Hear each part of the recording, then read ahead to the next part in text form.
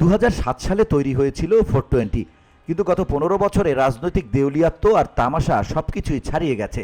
এবার তাই আসছে 420 ডাবল আপ, অর্থাৎ 840, যা ইতিমধ্যে গত 5 ডিসেম্বর ফেসবুক ভেরিফাইড অ্যাকাউন্টে একটি ভিডিও পোস্ট করে জানিয়ে দেন ঢালিউড নির্মাতা ও অন্তর্বর্তীকালীন সরকারের সংস্কৃতি বিষয়ক মন্ত্রণালয়ের উপদেষ্টা মোস্তফা সরোয়ার ফারুকী।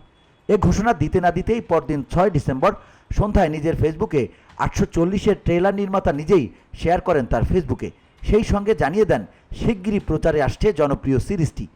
বাংলাদেশের রাজনীতিবিদদের নিয়েই এ গল্প 840। আগামী শুক্রবার প্রেক্ষাগৃহে মুক্তি পাওয়ার কথা রয়েছে ছবিটির। এরই মধ্যে গেল বুধবার রাজধানীর মহাখালীতে আয়োজন করা হয় 840 সিনেমার বিশেষ প্রিমিয়ার। সেখানে ছবির সব কলাকুশলী উপস্থিত ছিলেন।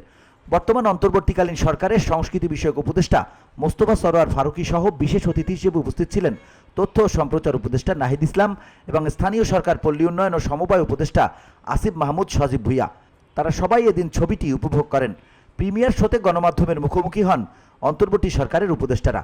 840 প্রসঙ্গে উপদেষ্টা আসিফ মাহমুদ বলেন, দীর্ঘমেয়াদী ও সর্বজনীন লড়াই, সেটি হলো সাংস্কৃতিক লড়াই। এই লড়াইটা ফারুকী ভাইয়েরা আগে থেকেই করে আসছিলেন। আশা করি তার এই সিনেমাটি আগের 420 নাটকের চেয়ে বেশি সাড়া জাগাবে। উপদেষ্টা নাহিদ ইসলাম বলেন, একজন শিল্পী, নির্মাতা ও সাহিত্যিক সমাজের বাস্তবতা তুলে ধরবেন, কিন্তু বিগত সরকারের আমলে আমাদের শিল্পী, সাহিত্যিক বা আমাদের সিনেমার নির্মাতারা নানা কারণে অনেক বিষয় তুলে আনতে পারেননি। এখন আমাদের সময় সেই কথাগুলো বলা, সেই কাজটাই করেছেন ফারুকী ভাই। তিনি বলেন, আমরা রাজনৈতিক একটা লড়াইয়ের মাধ্যমে এসেছি, সেই লড়াইটা এখনো চলমান।